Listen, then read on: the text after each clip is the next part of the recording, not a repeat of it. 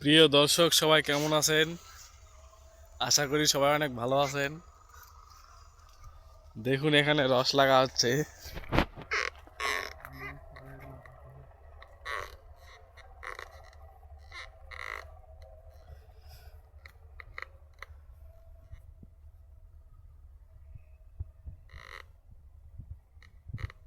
আনন্দদায়ক কিছু কো।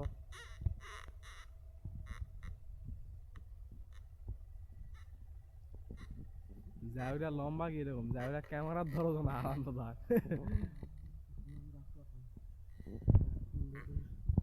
এই যে এই গাছটা দেখুন, এটা একবার শুকিয়ে গিয়েছে।